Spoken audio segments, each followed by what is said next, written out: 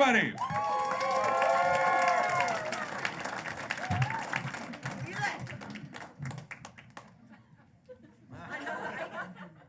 Hi. Do we know each other? You don't remember? I do not. I don't. I've never felt more scared in my life than I do right now in this moment. You're not my child, are you? Have we made love? No, but maybe I have your child. You have my child? How scared are you now? I'm not that scared, I'm just like, fuck. All right, well, that was a good way to start a comedy show. That's how you guys walk out on stage and someone's like, hey, I have your kid. And I'm like, all right, cool. Well, I mean, my girlfriend's probably going to be a little upset. How many months is it? How many months? Yeah. Oh, is it years? Oh, yeah, honey. Oh, fuck. I don't count months no more. You don't count my, okay, well, is it a black, is it a mix, is it a... Did you see me like try not to racefully ask if it was can the baby play basketball? Is it coordinated? Okay, that's probably my kid then. Is he antisocial? That's probably me. No.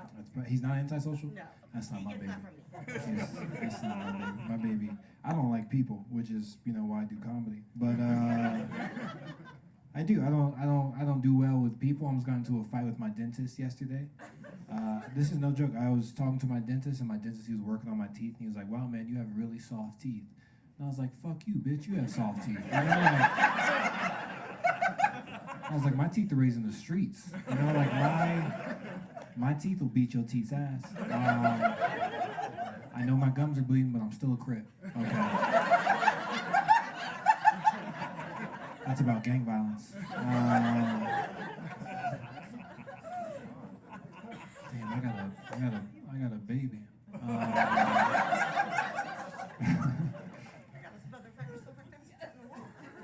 You don't have me fucked up. I just like the texture of this wall. I do want to give a shout out to Boulder really quickly. I know that Boulder had those really bad fires a couple months ago, and my grandfather's house is actually in Boulder. And I would shit you not, if you drive out to his house and you look out from his front porch, everything around his house is burned. Like his house is the last house standing. And I sat my grandfather down and I looked at him and I said, hey, your house is now the black neighborhood of Boulder.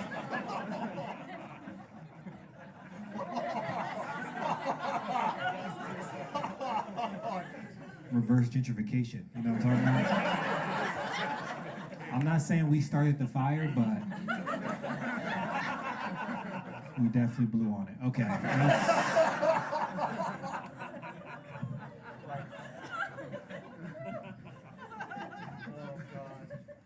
I got a baby. That's so nice. I'm leaving right after the show. You'll never see me again.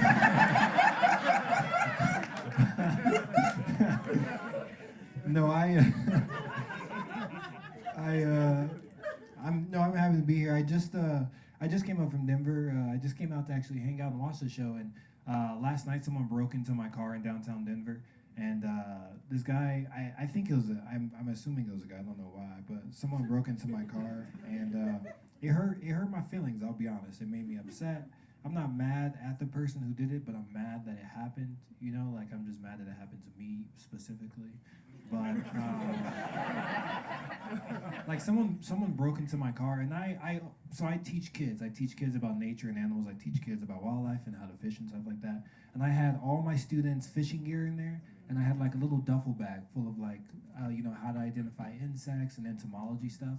That's all they took was a duffel bag. I had my fishing stuff, sunglasses, my wallet. I even had my gun in the car. Like if they would have taken my gun, they would have gotten a lot more stuff. But and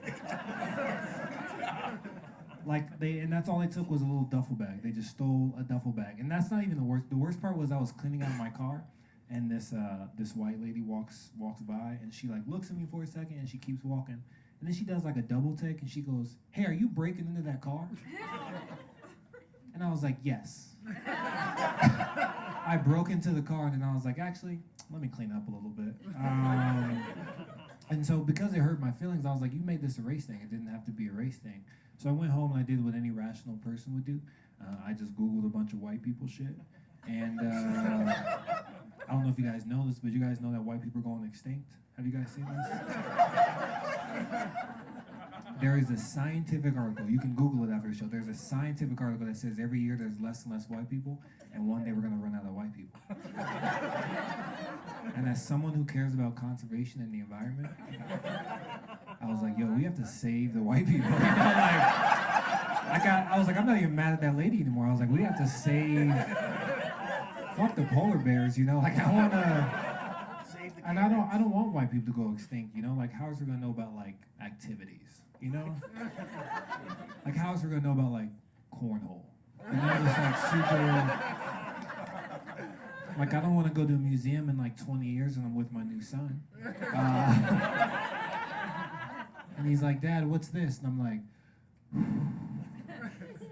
"This is a white person's son." Yeah, man, they used to be everywhere. As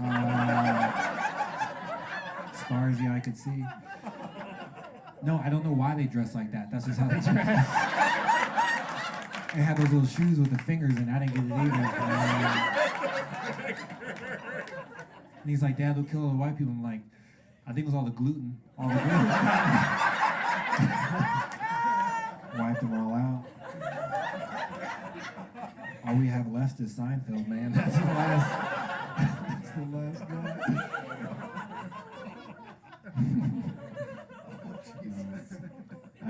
I do have a girlfriend. She is a white. I got one. And, I live in Denver, sort of the market. But I care about her a lot. We don't really argue. We really have a fun time. She's a sweetheart. A couple months ago, because I wanted my feelings hurt, I said, "Hey babe, you know, what's my dick game like?" And she was like, and I was like, "That's not what I wanted to do." She's like, "Really, what's my dick game?" She's like, "It's like above average." And I was like, "You had no confidence in that answer, right? Like above average? Like what does that even mean?" But then I got confirmation that I was above average because I showed the lady at Frontier. I was not on purpose. I'm not a pervert, okay? I was boarding this flight ticket on Frontier and I'd taken a screenshot of my boarding pass. It's 2022, we all live in the future. And I'd taken a screenshot of my boarding pass. And I'm going to show this lady my boarding pass, but as I pull out my phone from my pocket, I felt my finger swipe to the previous photos.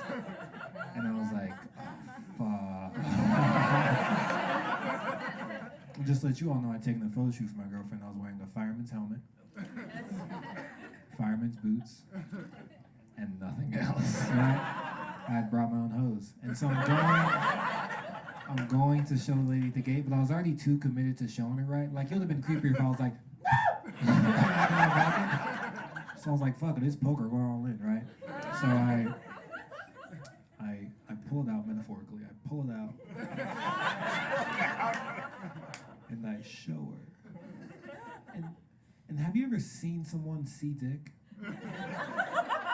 Like, have you ever recognized someone recognizing dick? Like, I saw a dick in her eyes. And the only thing she did, she looked at me, she looks at my phone, she just goes, uh-huh, and then she just lets me on the phone. And I was like, that's above average dick right there. That's better than boarding group A. That's pretty damn good. I do have a dog. I registered my dog to be a service dog. I don't know if you guys know this. You can do this. It takes like 20 minutes online. Yeah, you don't have to have the shakes or nothing. And that's a weird thing. You don't have to have the shakes or nothing. And I took a road trip down to Texas, and I got to the hotel, right? And this hillbilly. Well, I can't say hillbilly. Hillbilly's their word. This hill person at the hotel was like, "Hey man, you can't have dogs here." And I was like, "No, you know, he's my service dog. He's doing me a service." And the guy stands up, walks behind the counter, looks at my dog, and just goes, "Thank you for your service." Like, that's how I mean. You guys can follow me on Instagram at Black Steve Irwin. Thank you guys so much. You guys have a great night.